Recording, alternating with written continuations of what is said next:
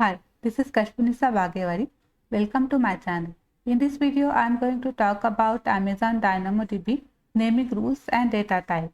So in this video, I am going to explain what are the naming rules, reserved words and data types in DynamoDB. So let's start with naming rules.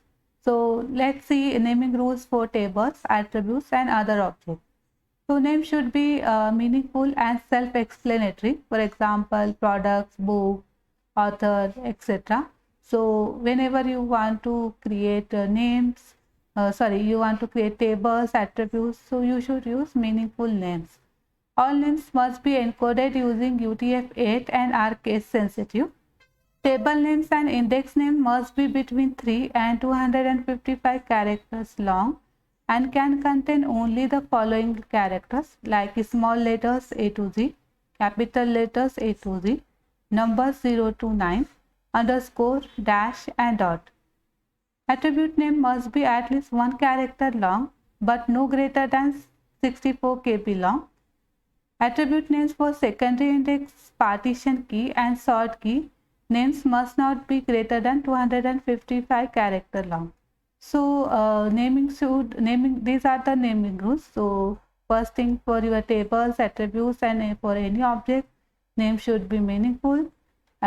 These are case sensitive and you can use letters, numbers, underscore, dash and dot, and that character length you should check. So for attributes it is 64 KB and for secondary index, partition key and sort key it should not be greater than 255 character long. So now let's see what are the reserved words in DynamoDB. DynamoDB has a list of reserved words and special characters. For a complete list you can go to this link. So I am here. So this is from AWS documentation, DynamoDB. You can go to developer guide and you can find these reserved words here. So this is the list. So you can see like about, absolute, action. So this list is so long, you can find it. Which words are the reserved words.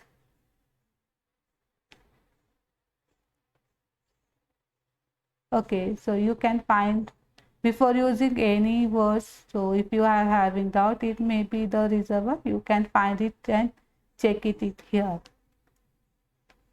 So although DynamoDB allows you to use these reserved words and special characters for names, AWS recommends that you avoid doing so because you have to define placeholder variables whenever you use these names in an expression. So you can still use reserved words, but it is not recommended. And if you use, so you have to use placeholders in your expression. So for example, you can see in this first box, so I'm having one DynamoDB query to get items from table product catalog and whose primary key is ID 123, and I want to get value from attribute comment. So projection expression is comment. So here comment is the reserved word. So I cannot directly use comment like this because it is the reserved word. So for this, how can I use? So this query will not work. So you can do like this. So your query will be like this. The AWS DynamoDB get item. Table name is product catalog. Key is ID. Number 123. Projection expression. Here is #c. So #c is nothing but a placeholder. So you can use hash symbol and any variable, any character or anything here. And expression attribute names, you have to use this expression attribute name, and you can assign your attribute name to this placeholder. So this is your placeholder and your actual attribute name. So you can assign this in expression attribute names like this, and in this way you can use reserved words in your query. So you cannot use like this, you can use placeholder. So it is not recommended, but you can still use. Also, special character like hash and colon have special meaning in DynamoDB. So while in our next upcoming video in query and scan DynamoDB section, we will see this hash and colon, how can we use in our DynamoDB queries. So in this way, reserved was you can use with the placeholders. Now let's see data types. So DynamoDB supports many different data types for attributes within a table. They can be categorized as follows. First is scalar types. A scalar type can represent exactly one value. The scalar types are number, string, binary, boolean, and null. Second is document types. A document type can represent a complex structure with nested attributes, such as you would find a JSON document. Or document types are list and map. So this is the example for list. So list is nothing but the you can say it is an array of any number of elements. So here in example, it is the list of favorite things like cookies, coffees, and any number. Map is nothing but a JSON document. It can be nested. It can have list inside.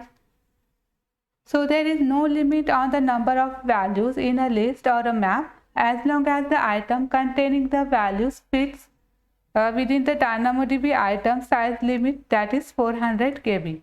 So your map or list size, there is no limitation.